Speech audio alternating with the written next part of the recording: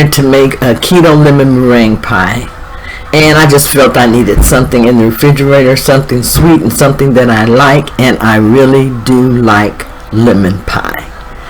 I'm just finished putting my egg yolks into the pan, and I use 4 large egg yolks, and I'm using the egg yolks from my protein sparing modified fasting bread. You know, when you're making the protein bread, you're using egg whites, so it leaves a lot of egg yolks, and I'm trying to find more ways to use my egg yolks. So this is one of the ways that I use it.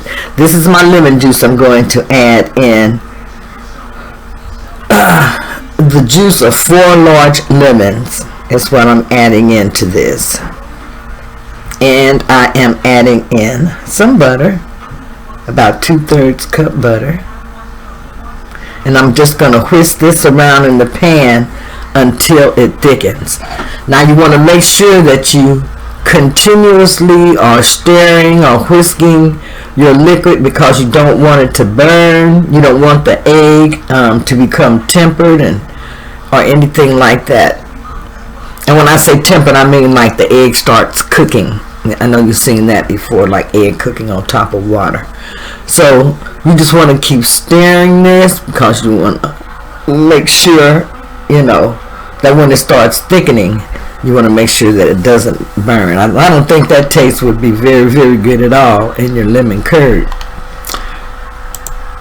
Over here, I'm getting ready to start on my pie crust, and I am going to use almond flour along with some butter, but right now I'm mixing about a tablespoon and a half of some coconut flour in also. And I'm just going to shape that, but all the time remember to just keep stirring your curd.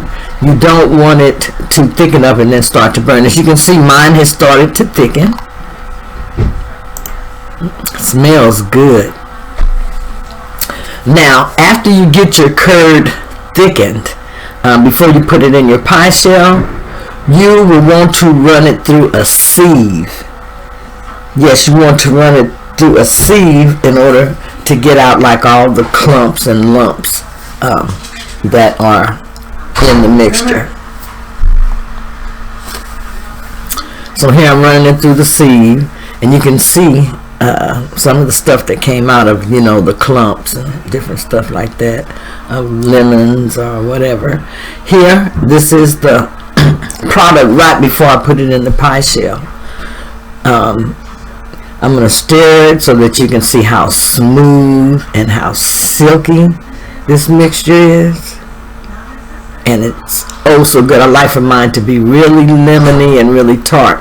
So I'll put a little bit of the I forget what they call it, but I put a little bit of the rind in there, also grated it up. See how silky and smooth that is? And it tastes good. It's so delicious. Here's my pie shell before I put it in the oven.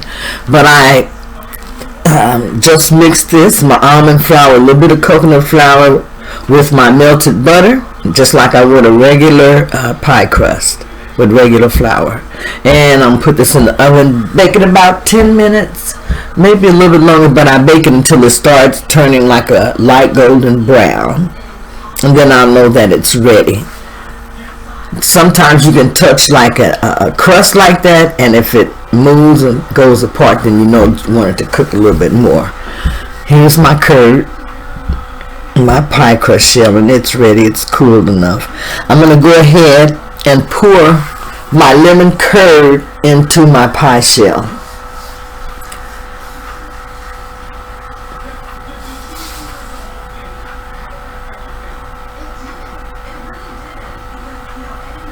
And I tell you, this pie shell is flaky. It's actually really good. I use this pie shell when I'm cooking for Thanksgiving and the other holidays. That's when I first learned how to make this. It was last year or the year before that. It was the year before that, but 2 years ago I learned how to make the pie shell. So here I'm making the meringue for my pie. This is made with some egg whites, a little bit of what is that, cream of tartar, and a little bit of sweetener. And I'm just going to beat this until I get stiff peaks. And then I'm going to put it on top of my pie and bake it in the oven, not long at all because it's already cooked, but I'm going to bake it long enough to cook my pie shell and everything like that. So probably bake it about 10, maybe 15 minutes.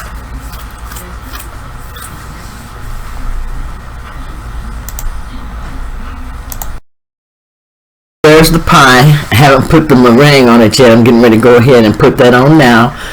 That's about as stiff as I can get my peaks. Go ahead and put this on top, and I'm going to go ahead and spread this over the top of the pie and kind of just seal it as much as I can around the edges. That looks good. And I'm going to just put this in the oven, like I said, on about 350 for 10 to 15 minutes and let it bake. You can see the oven's on 350, and I got about 4 more minutes left before I take it out. And I did let this over bake just a little bit. My crust is a little hard there on the top. My meringue, but it's edible. It is edible.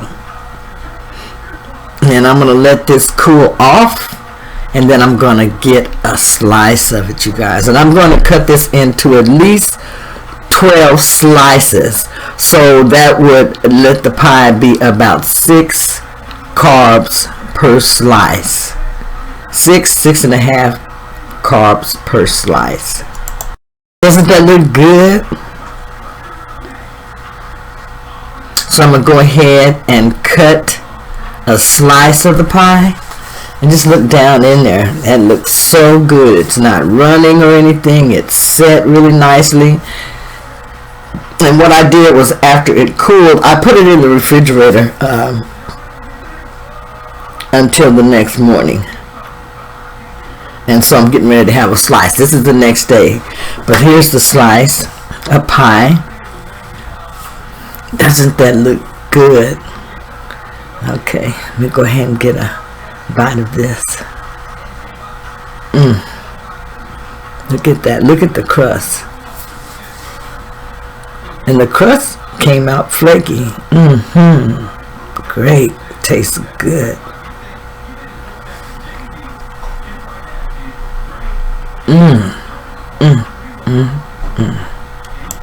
This is so good. And I can add some of my sugar-free jam that I made to this, along with some sugar-free whipped cream. And this total thing is about 8 calories.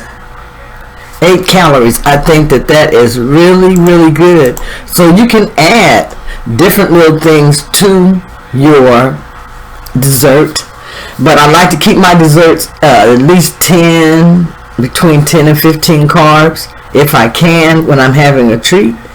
And I like to make it as good as I possibly can. I added some more things to this later on, which I'll show you at the end, and it was really, really good. I added in about a tablespoon of not quite even a tablespoon, but I added in some Hershey's, drizzled some Hershey's sugar-free chocolate across this, and added in some pecans, and it was delicious. This was my main meal over the weekend. Part of my meal prep, the keto enchiladas, along with my asparagus and kale, chickpeas, and the protein sparing bread. It was a good meal for the weekend. I really enjoyed the meal prep.